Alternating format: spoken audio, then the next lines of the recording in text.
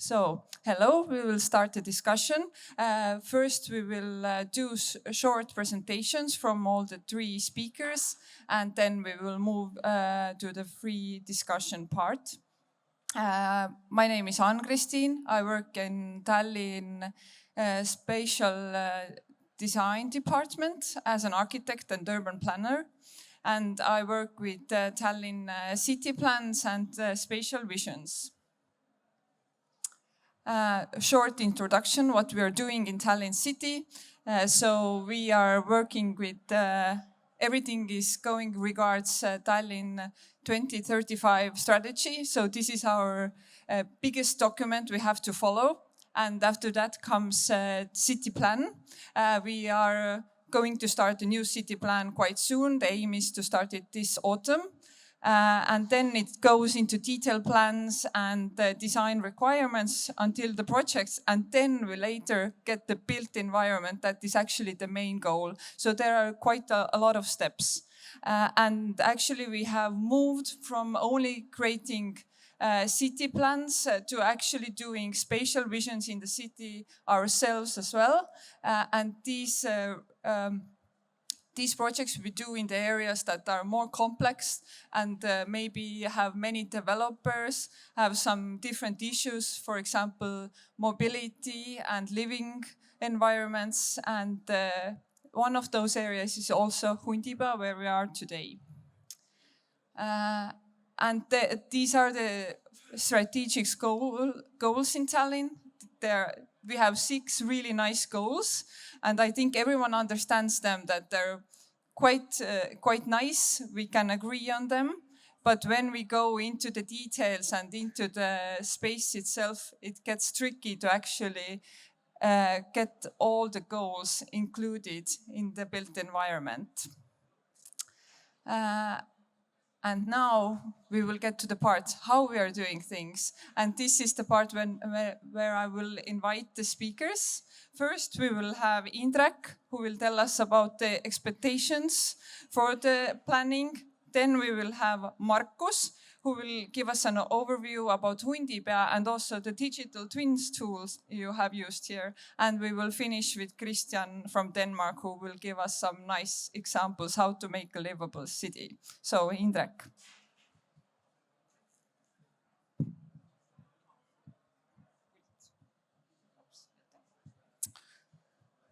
Good morning.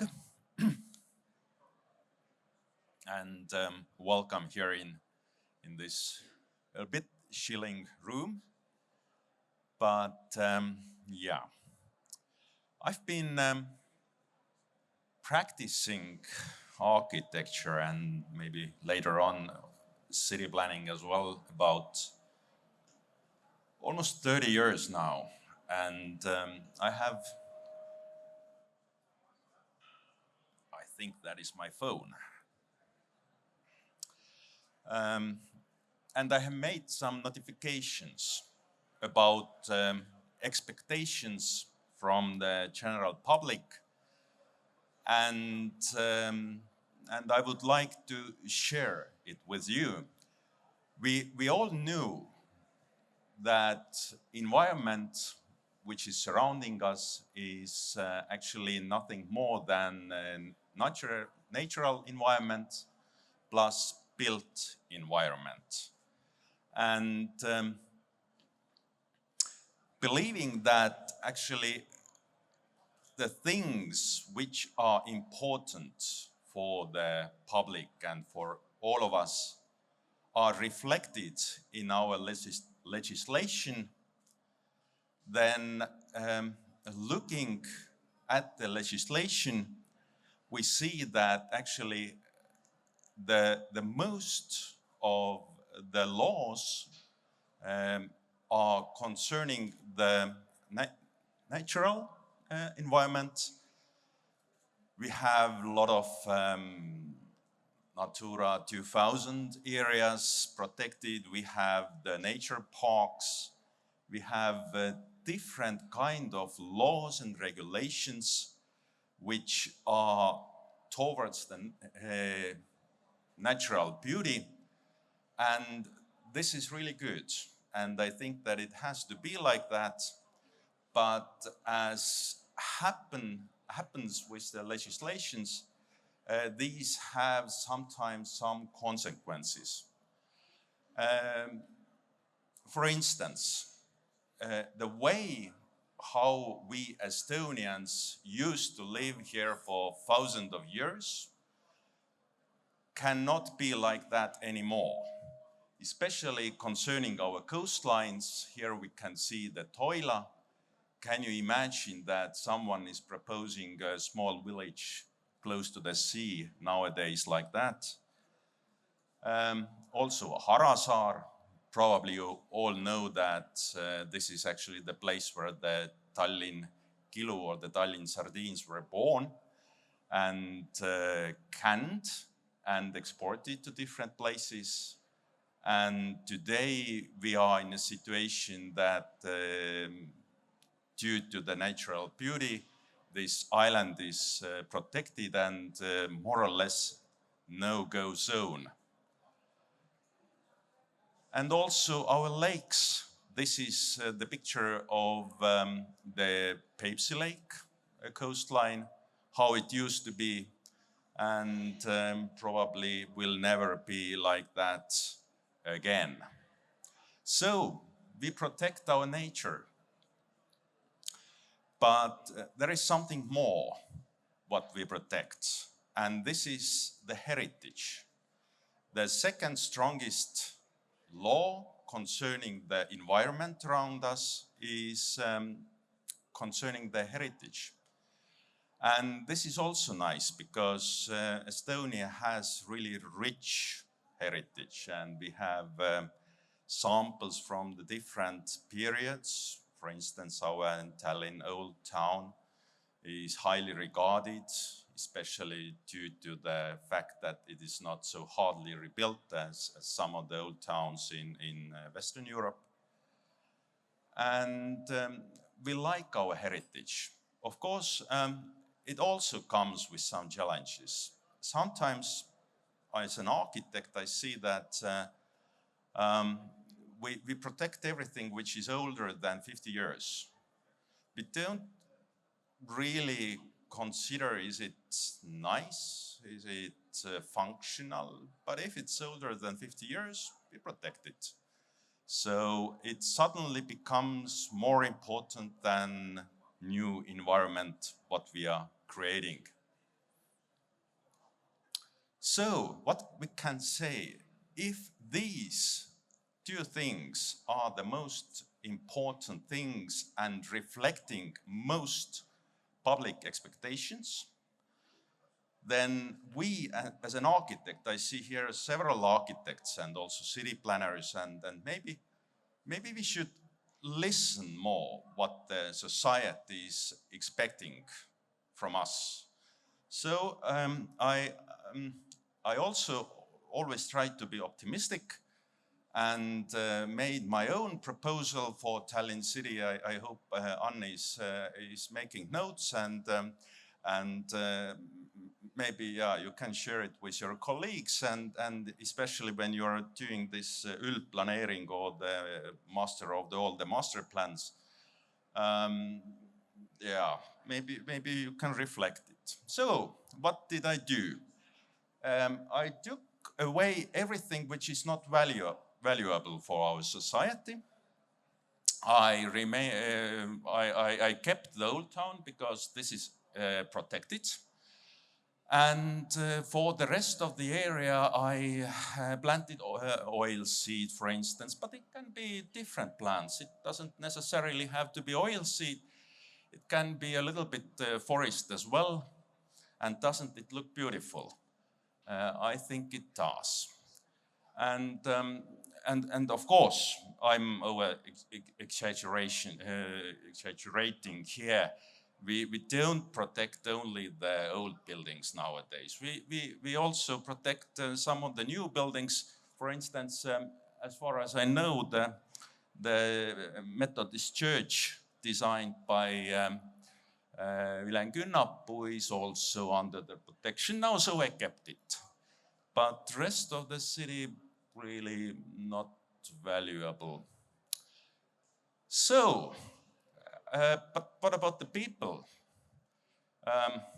Sometimes we should also take notes or learn from the history, and I also saw that actually it is solved a long time ago by Arhicram group from some time ago with the project Walking City, and it was meant to be walk around in the environment which is toxic. This place of the natural beauty is not toxic, but it is protected. So let's walk above it. We can also really easily walk in a forest with our cities. And especially if you remember this picture from the Toila or the Peipsi lake, for the walking cities, these laws doesn't apply.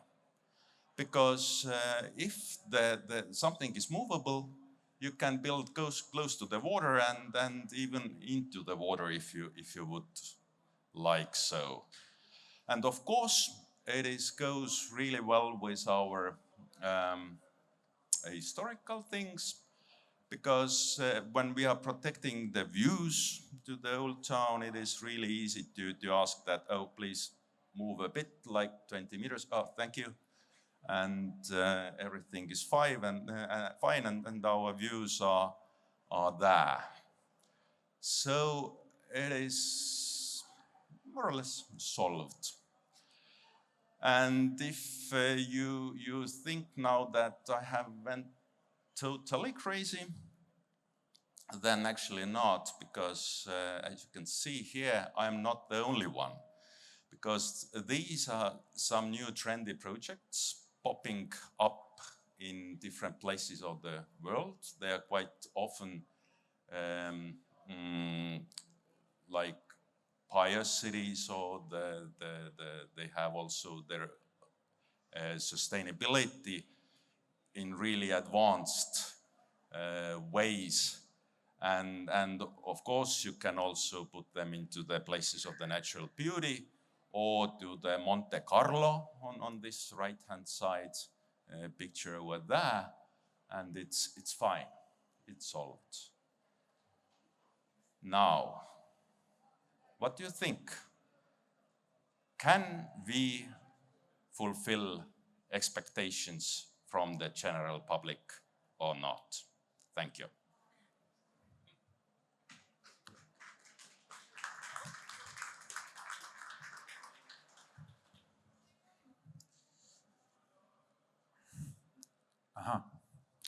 Hello, my name is Markus, and I'll give a slight overview about Hundipeal, because you will be hearing about me again at 7 o'clock. Then I'm going to stick towards more of the technical side today currently, and especially because I'm working together also with Indrek and Kristjan, then they can talk about what they're experts in and I'm not. So I'll, as an engineer, I'll go towards the tech side. But in here at Hundipeal, where we are today, then it is maybe important to tell you first about a couple of small things. First of all, the whole area is 45 hectares. So that is altogether, when you take Kalaranna, Telliskivi, Noblessner, Krulli and Volta, then that's 40 hectares. So there's a lot of different parts and a lot of scale to the whole area.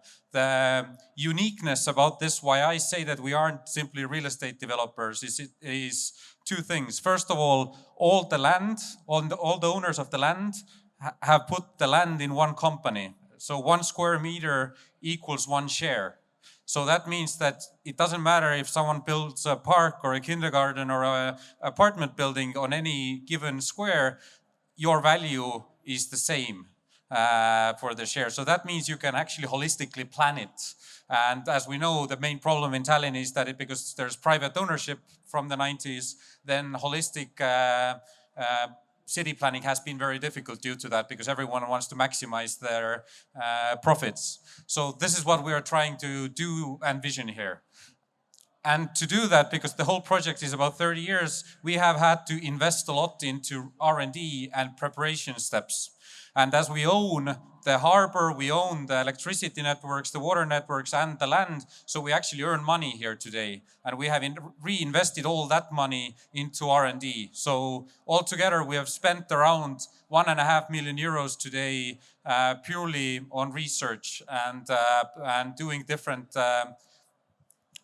let's say, R&D and into technologies, and also building our own technology stack on top to understand what's going on and how to actually do these things. So the whole area is this brownfield that you can see here, and our detailed plans pretty much are on the north side and the south side. There are two small parts that are owned by, let's say, partners that are working towards, let's say, similar targets, but not exactly doing the same thing.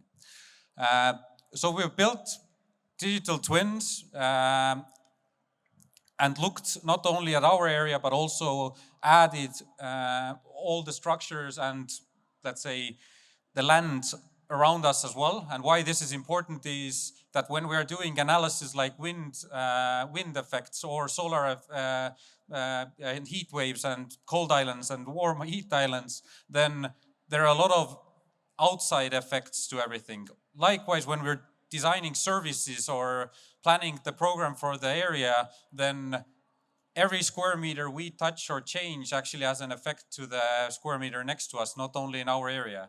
So we've been looking a lot into the holistic view of not only our area, I'll jump back, but also the whole of north of Tallinn. We've done mobility research to biodiversity, eDNA studies, and general, I don't know, anthropological research, interviews with local people to understand what are the needs and where and how we should approach these things. And also why I put this slide here is that one part that we're really looking into is also how to use the blue network in the city as well and have it as part of the cityscape in general, not only as a harbor, but also why not having water taxis there, why not having swimming areas and having the inside of the harbor be actually as a square rather than just something that is not reachable by the users in general.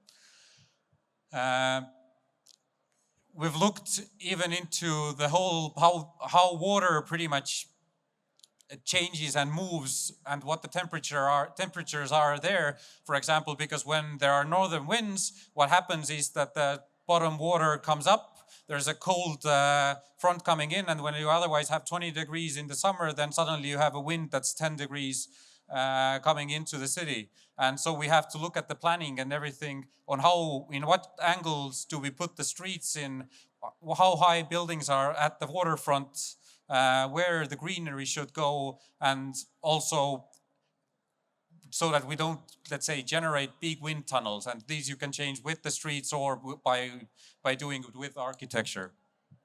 And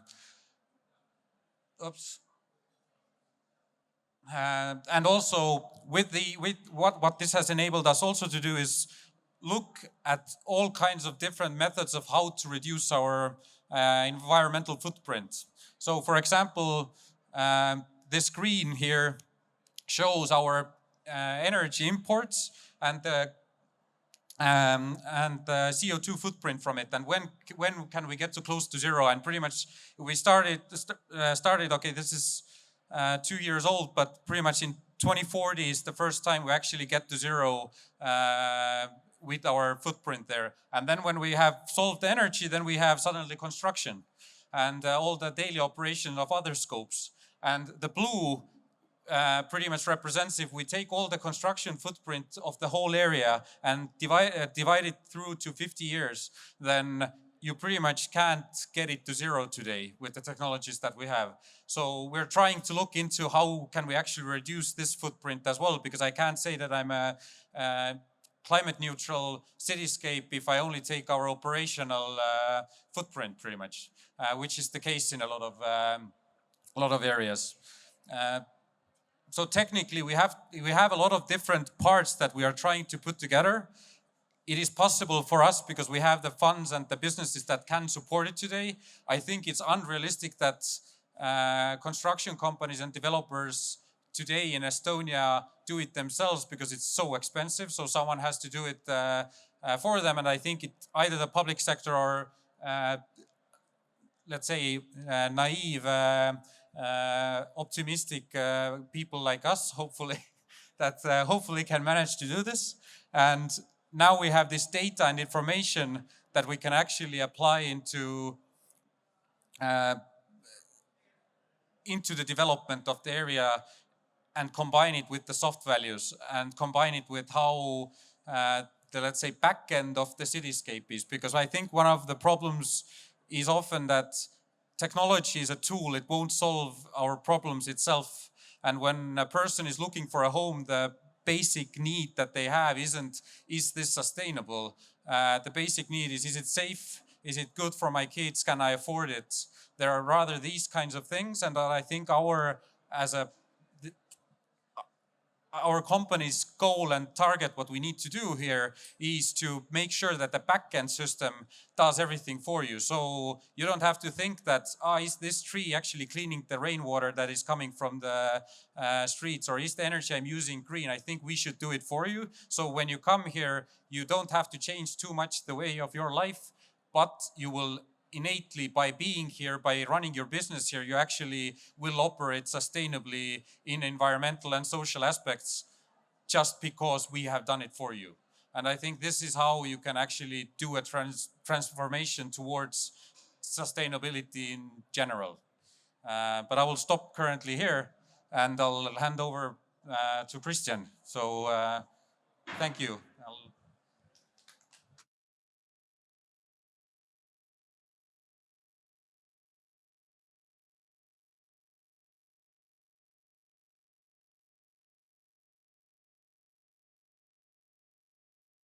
I'm being introduced. That's good. It's great to be here, though virtually. I would love to be on site with you in Tallinn. So my name is Christian Pagh, and I'm the working with the Hundipeal team on creating a kind of a neighborhood strategy and to consider how do we basically work with holistic planning, which I've understood is the theme for this session here. So I've had a little bit of issues with hearing the people before me, I'm afraid. So I'll speak a little bit in blindness, as I can't see you either, but I'll do my best. And I heard there should be room for questions afterwards. So without further ado, I'm going to share my screen and take you through my reflections on the theme of.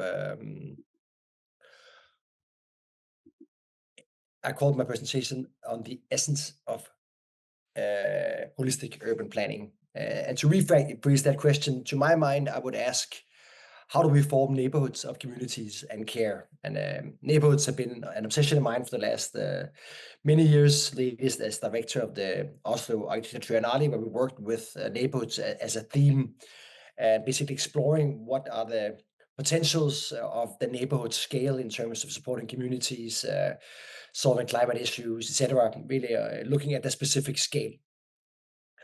Now, in the case of Hundipeal, we've been working together with Markus, as you just heard. We try to look at, in a sense, holistic planning, but basically looking at how do we ensure or support neighborhood qualities over time in such a big and complex development area as Hundipeal, but also basically some of these principles I would say could apply also beyond Hundipeal. Now, my approach is that even though I love engineers and people who work in law and business and finance and all this, I totally appreciate it and I understand that this is necessary, and certainly also regulators and planners. It's really important to keep remembering that creating a neighborhood is not just a technical planning exercise. It's not just about building heights or technical specs or CO2 emissions, or it's basically a matter of forming our lives together. how do we live together? Where can we meet each other? Can we hang out? What can our kids do? Where's the school? Where do we shop? It's basically framing everyday life. And this requires much more than also, of course, spatial understanding and architecture, but it's about mediating spatial design, social and physical infrastructure, planning practices, the way we actually do these planning processes. And what we're trying to do here, the focus that we have, is basically to look at relations, look at synergies, or what we in this neighborhood playbook call, we want to encourage mutualism.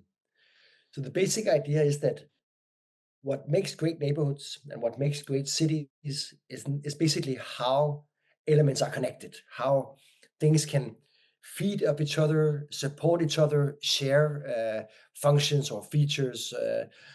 And all the cities we know, they have these qualities that basically we share across the street. We share shops, cafes, and parks, public spaces, the bus, schools. So it's really about taking those elements seriously in planning.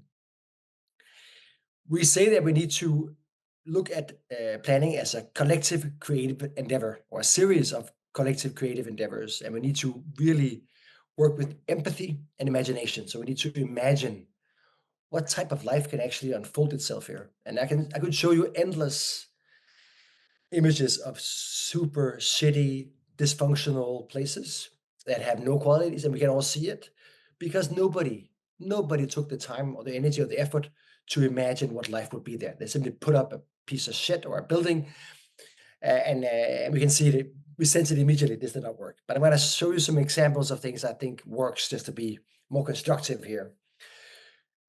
I think it's really important to say that we need regulations. We need, of course, commercial viability, data. That was the question I got here. Can we work more with data? And also Markus said, I think the Hundipeal team is doing a great job with using and harvesting data to inform construction and planning.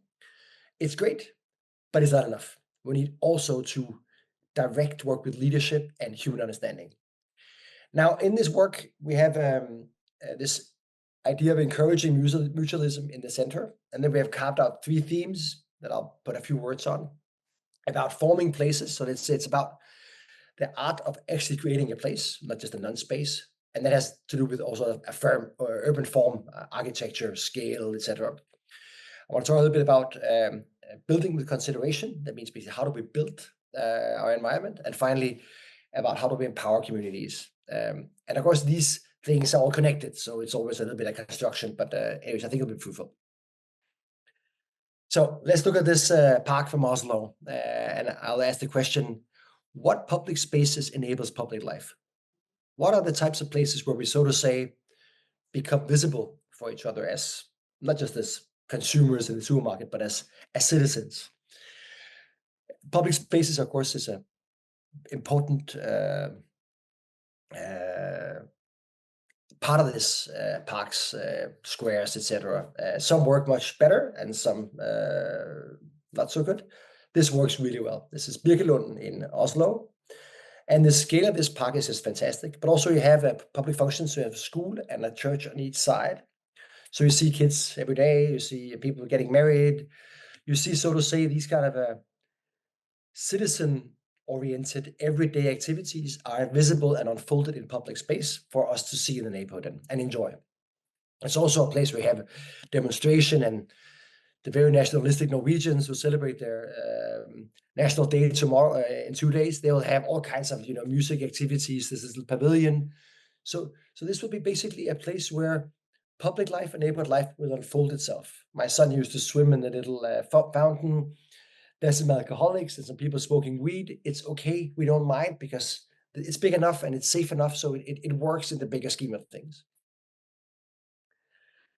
These types of places here, an example from Shanghai, what are they made of? What makes Oslo and this place in Shanghai a place where you would put up a dance activity like what we see here, or somebody picks up the guitar, or somebody gives a speech? It has to do with the spatial layout, like the actual size and the quality of the square. Also, relations to other activities. How far is it from everybody else? If this is in the middle of nowhere, nobody would go. But apparently, these Shanghai citizens, they live close by. They go out and they do this dance thing that I happened to witness, 15 years ago. It's also about traditions. It's been possible over time, so things actually grow out of time and temporality. And also the trees, the fact that it's such a growing place, warm, etc. Looking at this question of urban form, just to have a more contemporary example, this is Bo 01 from Malmö. I think it's a pretty good example of a modern planning scheme that succeeds in working also with the human scale and having this mediation of movement and rest. So here the streets also become like squares, so you kind of float and then you can take a rest or go to the playground with the kids. Also where we live in Bergen now, it's also full of these kind of like streets becoming a little square, close to where people live. So it kind of supports everyday encounters and everyday life and quality of life. And also this kind of public and private is defined. So you have private courtyards, but you also have front of house where it's easy to hang out and do things together. Moving on to the theme on building with consideration, I have a romantic image here from Gimignano in Italy. Here I think we see how architectural production 500 years ago or 300 years ago was much more contextual. So really working with the terrain, building literally on the hill, using it, not just, and also how you see every building relates to the next one. So it's built like with these kind of like responding to each other. Of course, like you can also see in the old town in Tallinn, the fact that each house responds to its neighbor. And it generates a certain feeling of cohesion or connectivity, or that we are being part of a bigger something together, which I think is quite undervalued in much contemporary architecture, where every building is, so to say, its own. Oh, I come here with my own facade and my own thing and parking lot, and I think this type of urban form shows kind of how to build with more consideration, and to keep that in mind, I think is very important. It doesn't mean it needs to look old-fashioned or be as complex as this. What is a modern interpretation of this type of more considerate, responsive, let's say, type of architecture? Also, of course, this is also very dense. So you basically leave the landscape open and you build densely in this context here. I think that's also about consideration. It's about being considerate about the environment, other species, etc. Now, streets are essential to neighborhood quality and to urban life, because that's where we move. But streets can, of course, be much more than just a place for cars or buses. It can also be public spaces for enjoy life, hang out. And this street from Copenhagen is quite famous. Sønder Boulevard shows, I think, a great understanding of greenery, of empathy of use. It's functional, it's nice. There's also all kinds of like things going on, table tennis, and you can hang out, and there can be places for a party or etc. And here it's very clear that quality of this place triumphs access to someplace else. So we need to make, I would say, much more of our streets contribute to where they are, and not just facilitate cars moving from A to B. So we need to work on the quality of A and B, and we need to reduce the amount of streets full of cars just passing by and polluting and being noisy, and of course super dangerous for families. To a certain extent, building with generosity or consideration is about being generous. Simply think about every facade, everything you build can potentially be generous, friendly, giving something, being like a nice person. You want a hand? Can I help you? Simply being nice. And I would call this building on the left an asshole. This building is simply being an asshole. It's being ugly, unfriendly, weird, doesn't give a shit about who you are. The other romantic, admittedly, reference on the right from the Norwegian National Day, by the way, a very simple gesture of having a bench. The building gives you a bench, and it's also human scale, a little bit corny maybe in the aesthetics, but it works. Final theme here on empowering communities. Here we're also back to build form. This is one of my favorite bars in Copenhagen, and it works well because the corner is cut off the building, like it's the main plan in Barcelona that all corners of the buildings are cut off, enabling squares to form. And that enables this little cafe to establish a really nice place to hang out. Also, it's it's turning west, so there's a lot of sun in the afternoon, shelter from the wind. The bar is owned by a local owner. It gives a feeling of like, I know this guy, he's nice. So commercial activity can also be very, very important for community, but maybe it's also about curating that commercial ownership. So it's not only Starbucks, etc. This is from Bergen, where I'm living now, west of Norway. I think it's a beautiful example of a street that works really well. Of course, it's been closed off from cars. Suddenly you have sports activities going on. But also this feeling of ownership. Who put out this little odd little playhouse? I mean, it's not the city. It's probably some local people living there. And that's super important for the feeling of ownership and belonging, is that you can, so to say, over time, curate, decorate, put your own furniture into space, and it becomes yours, not just somebody else's, not the city's, but ours. And we can share it. So I can play with that, or my son rather can play with the little kid's house, and we share those kind of more, let's say, personal things in public space.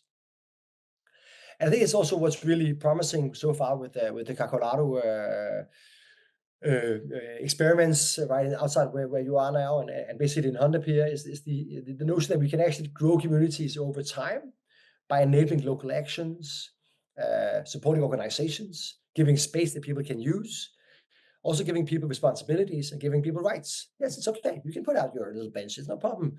So, but working with also this kind of, let's say, policy and giving people the sentiment that they are co-authors of their own public spaces. So final remarks, I'm afraid I was a little bit over time here, but final remarks is that the core of good holistic planning is empathy, an imagination of life, and the ability to form places. So it's also, of course, about architecture, scale, light, materials, color, etc. We must imagine a life that could unfold itself in a place functionally, of course. I mean, can you do what you should do? Is it safe socially, spatially, but also almost metaphysically?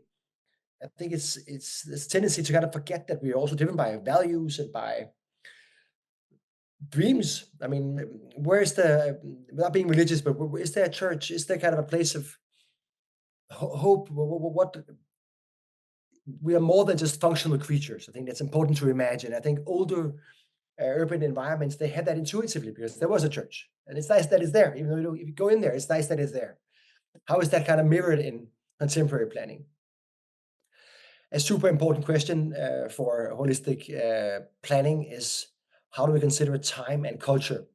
And how do we cultivate a culture of sharing and caring? So it's also about maintenance. It's about this kind of ownership and about giving opportunities for communities to form, which again, I think is quite promising of what's been going on in Hundipeal, what's, let's say, on the table to try to help this kind of more informal life to thrive. So finally, I would say intention and human leadership is essential. There is no future for a strictly data-driven urban planning in my mind. It's about human decision-making, empathy, and imagination. Thank you.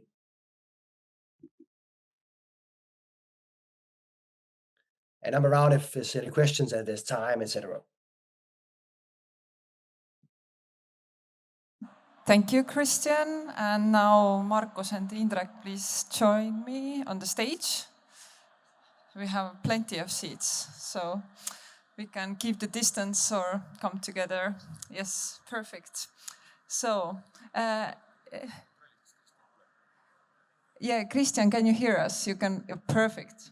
So it seems that we all have the same goals, and we seem to be agreeing on things. But the question is that Christian was giving quite concrete tools and examples how to create a livable city. But should we regulate it somehow, or should these ideas end up in city plans, detail plans? Are they part of the architect's toolbox, or should we give the responsibility to the locals using the spaces? So my question is, how and where do we regulate those livable elements? Yeah, well, actually, I thought about that just about 15 minutes ago. With that is it really that what we are lacking? We are protecting our nature, we are protecting our historical heritage, but should we also protect somehow livable city? And the next thought in my head was that no, it is opposite.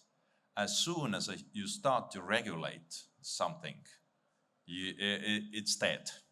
It starts to create something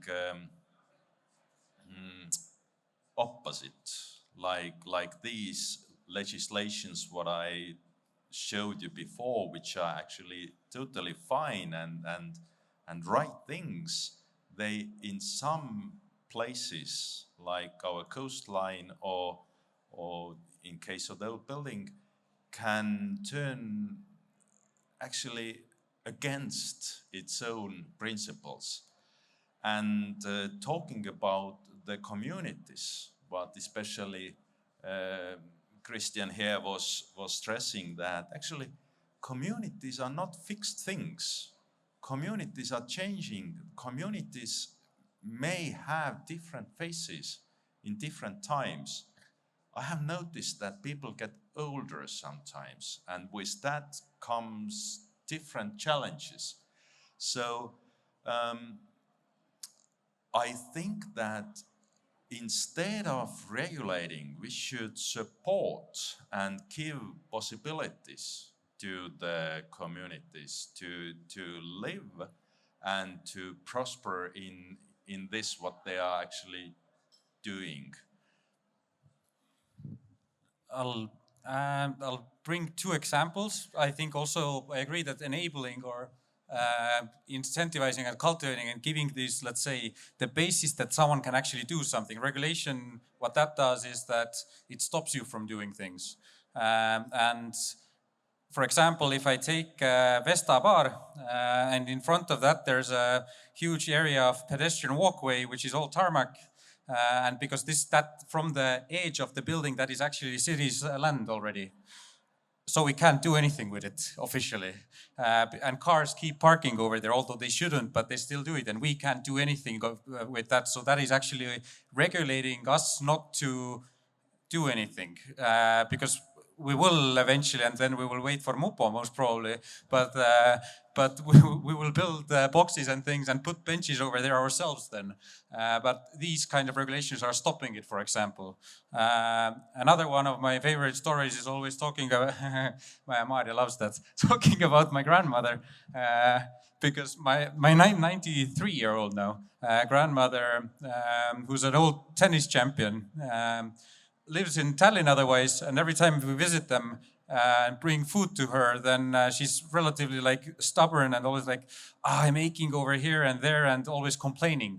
And there's a very simple reason to that, because she can't go to the shop herself, because she can't get back from there, because there are no places to rest and it's too far, and there are issues like that.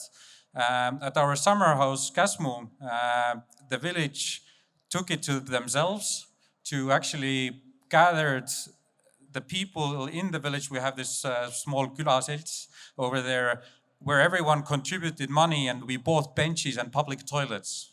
And what that has done is that when I go and talk to my grandmother over there, then she's always like, I went to the cemetery, I went to the shop, I went and talked with that person. Like the psychology of the person actually changes. Another thing, because this has enabled people are sitting more outside eating ice cream, because we didn't have a shop for 12 years. Now we have a shop as well, so people are suddenly meeting somewhere. People are sitting somewhere. There's an ice cream paper on the ground. Now it's my place because I always sit here, I pick it up and I throw it away. We started meeting with people. I've lived there my whole life, and I started to meet people who have lived there their whole life, and we didn't know each other. And suddenly, you're in the voluntary search and rescue unit. Okay, I'll join as well. And suddenly you start building these communities just from placing benches on the side of the road. And this, I think, is this enablement that actually pushes forward. And because there's no regulations, we can do that. Yes, Christian, I'll hand it to you now. I love your story, Marcus, of your grandmother and the benches, and I agree that it is a really good example of indeed empathy and enabling and making things possible, social encounters that was not possible before. I would say it's a little bit scary to see yourself so large. I'm looming over you like a big, I don't know. But anyways, I'll forget about my own appearance here, and I have one remark regarding the question of regulation. It seems to me that the public sector, or at least on the policy level, maybe also on bureaucratic level, have forgotten the rest of the tools that you have as a public actor beyond regulation. So in Norway, where I'm based, it seems every problem, the default answer from a politician is regulation. But there are so many other tools in the toolbox in terms of how you can direct, for example, urban planning. So you can invest money in good people, for example. You can put in incentive structures that makes it more attractive for private developers to do different types of things. You can curate different types of processes. You can also work with guiding principles. You can do creative sessions with. There is a whole lot of, let's say, productive leadership, action-oriented tools in the toolbox beyond regulation. The thing with regulation is that it's often too stiff. So it as the story also, another story I told, Marcus, there's all these kind of like, the law doesn't fit in a way everywhere, right? We like things that are quirky, and the law is always like rigid. So the regulations is a really bad architect, but simple principles can be really good for architecture. And I think it's much more the ability to infuse creativity and imagination in all the actors involved in city making, right? So the result of what we built is exactly as good as the people who are involved. The traffic engineers, the school responsible people for the school building, the architects from this project, another project, et cetera, et cetera. So we need to lift capabilities and process design and et cetera. And that is totally possible as an addition to, of course, it's also possible to rewire regulation and make it better and smarter. But it's very rarely the answer to add more regulations, because there are plenty already.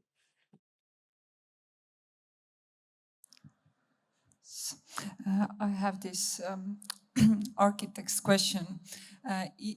Is there an environment that is new built and is beautiful and welcomed by the public from day one? And if you're designing the new environments here as well, are you thinking about it? That how can you make a place nice from the get-go? That is complicated question. I think that I have been lucky enough in my life to design a couple of such environments which after the completion have looked nice, and people and citizens of the community, they have accepted it.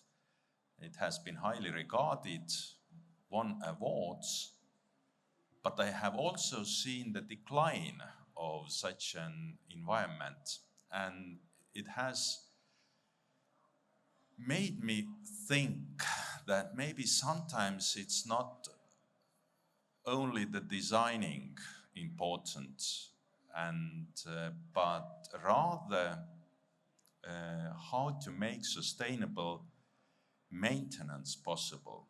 For instance, nowadays it's really fashionable to design like greenhouses and even those benches you're talking about, and put them, and community are sharing these things.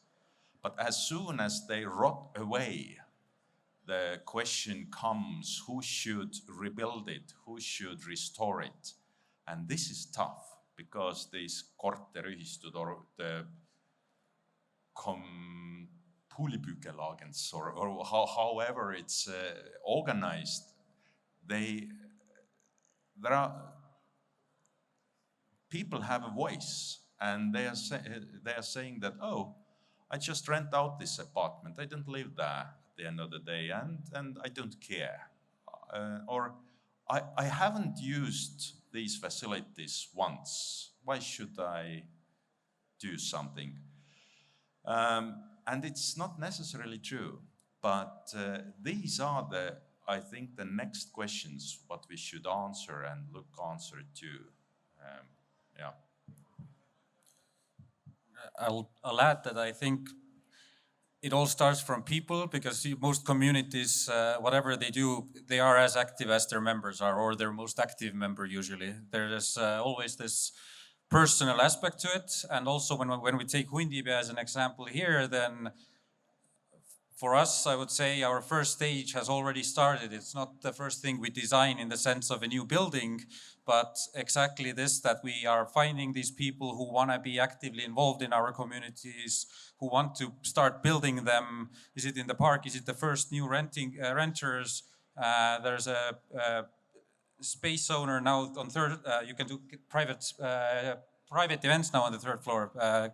Quick commercial, but pretty much it was a person that was like, oh, okay, if I don't have to pay for, I don't know, 6 months of rent, I'll build everything myself. We're like, okay, let's do it like that. So we are trying to give them the tools and help them in some cases, but it's how active the people, I think, are in the end, is how well the places will work. And especially this part of Põhja-Tallinn, although the top of the harbor is the actual geographical middle point of north of Tallinn, then it feels like outskirt or a very place off of everything. So we need to cultivate already this habit of specific people starting to come here. And I think then it's much easier also to design buildings and use of it and see it was a successful architectural design or architectural building, or first floor was very well done because the people are already here.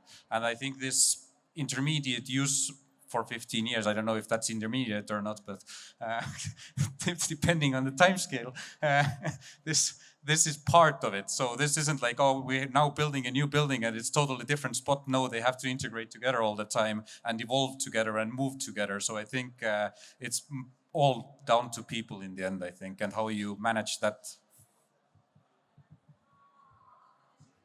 Point to that yes, please. Working in both Copenhagen and Oslo, I think increasingly there's also more strategic and practical awareness around how both people, but also commercial actors on ground floor, how they're being onboarded, so to say, into these newly built environments. And of course, some places they're already there, and I think also it's great that in Hundipeal we can get, let's say, more of the interesting stuff happening in the temporary, as you say, Markus, time. But you see, for example, in Copenhagen that there's a very, in Nordhavn, the biggest development in Copenhagen, the landowner, it's a company owned by the city of Copenhagen, they basically curate the first floor in the whole area. So they control how the first floor appears, and they also make sure that there's a little bookshop and a little art studio. And I can promise you they pay less per square meter than the big supermarket next door. And I think that so you can actually work with, for example, wind control, or at least differentiated, curated first floors. And you can also work with creating a community of smaller shops or actors and enabling that to thrive. Because if you put everything, for example, as you did in Copenhagen 30 years ago in Ørestad, you put everything into a shopping center, and the entire new area of Ørestad is dead. There's not a single shop. It's just the antidote to neighborhood life. So here, community does not arrive because it's impossible, because all the shopping is just put inside of this big closed-off box.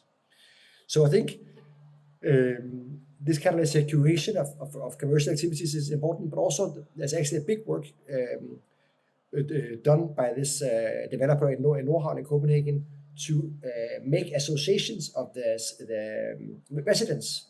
So there's kind of established kind of a formal organizational structure. They're onboarded and they're getting help to orchestrate how they move into the new buildings as they move in. And there's also examples that the new formed association would actually have the opportunity to spend a little bit of the budget on what type of playing field would they like, or Are we planting apple trees or cherry trees? So they get kind of an ownership. And it can also be that the tenants themselves are responsible of caring for the courtyard or whatever it might be. So here you move from just moving in and getting a key to being included in the community and maybe getting responsibilities or at least opportunities to engage with your community. And that can be, let's say, supported very concretely by kind of a neighborhood manager or some kind of organizational infrastructure. Yeah, we are almost running out of time. So I will keep this last question really selfish. So we are starting a new Tallinn city plan, and I'm just looking for your opinions and your requests. So what do we actually need to put into the new city plan so it would make sense for you as an architect or as a developer or as a designer? So your ideas. First again, story of my life. It's that is easy, actually, because there is nothing more important than set limits to your city. That actually this urban sprawl is the thing which is actually drains our Tallinn empty of life, because I have to take my car and drive to Tabasalu. I can't drink a wine in this nice street restaurant or whatever it is, or I have to drive to Viimsi. And this is what actually, first of all, it is costly for our people, all this transportation. Secondary, it is huge environmental impact.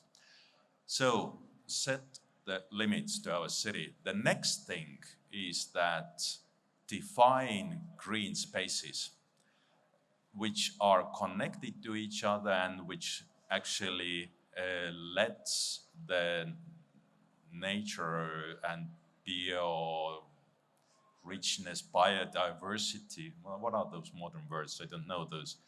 But anyhow, which actually, and let's keep them clear then, because I have been witnessing how we build sort of low density housing around the Rocca al Mare district, which has been defined as a green area or the lungs of the Tallinn city by Dmitri Bruns. And we are just putting some 3-story housing there. Why? So, and let the city be a city.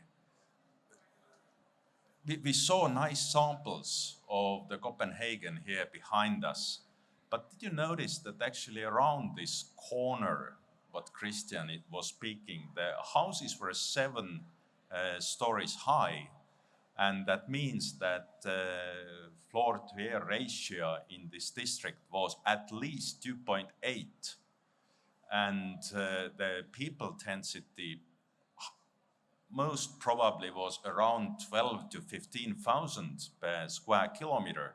These are the numbers what we don't see in Tallinn, and then we are surprised why these corners doesn't work. We shouldn't be. We have built our city like that.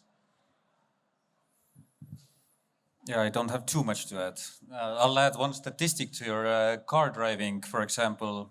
By data from Rae vald, every day people travel 600,000 kilometers, 600,000 every day, in and out towards to Rae vald and to Tallinn and back and forth to work and everything. So if you think about rubber, you think about CO2 and everything, then how much they spend on petrol, then if we have proper public transport and dense cities, then there's a lot of money to be saved for people and actually for the municipalities, not only Tallinn, but others as well.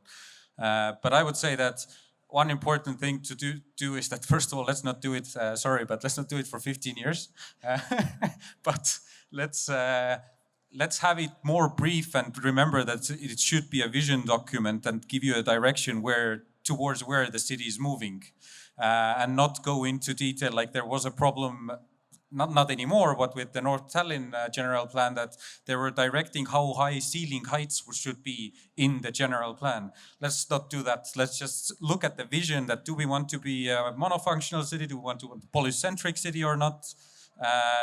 Is our next goal to go towards faster public transport, like, I don't know, city train or anything? Like, let's look at those areas, I think. And renovation wise also, I think if the plan is that to older buildings, let's help and build one more story on top so that they can actually pay off the renovation cost of older buildings, for example, so it doesn't induce, I don't know, gentrification, for example. So I think it should have these visions so we know what directions we are actually going, and it should just be done fast. Because even if some people think it's a bad idea, then at least there's a direction and you know where to go. Because currently I think from the city and actually government level, we don't have these things. And so I think that's most important from my perspective, at least. And Christian? Yeah. Yes, thank you. I edited this small little book that I advise everybody involved in the planning process in Tallinn to read. It's really good. No, I'm half joking, but there's a lot about actually also the governance issues related to planning in this book. And one of my I have to say, I agree both with Indrek and Markus about density, and certainly about not, let's say, letting the city bleed out too much and working with an insane amount of useless car traffic, etc. So I totally agree with Markus and Indrek. But I would add that I think that I really believe in the importance of public leadership and of the city directing. I agree that the format should be short and sweet. There are too many too long documents. But what you should add, of course, that's a little bit not answering your question, but I think the problem often is that you spend so much time making a document. But a document is just it's like a walking stick. You need it while you walk, but it's not the point. The point is what the PDF produces, right? And that has to do much more with actually the urban practices. How do you plan? How's the plan process set up? How much money do you have? What type of consultants can the city pay for? So it's about actually doing policy rather than formulating documents that needs to be rewired, I think, to radically improve planning. And that is, I think, notably a question of understanding that regulatory practices, but the whole, let's say, governance responsibility of the city is not only applying rules, it's orchestrating creativity. So there's something about, like, we don't like to talk about bureaucrats as being creative because they should just do what they're told to do. But it doesn't work like that. Everybody knows that if you need to get a good plan through, you need somebody you can talk to on their side who knows stuff, who can think about how we make this good. And I would like to refer you to Charles Landry. He's a cultural planner, and he informed this Creative Bureaucracy Festival, which I advise people to check out. It's interesting, but it's really about how we should look at urban planning and basically public bureaucracy as much more of a creative endeavor, not only just putting down things we have to do. Thank you. Yes, thank you. Thank you for the inspiration. So green and dense city fast. So that's easy. Let's do it. Thank you.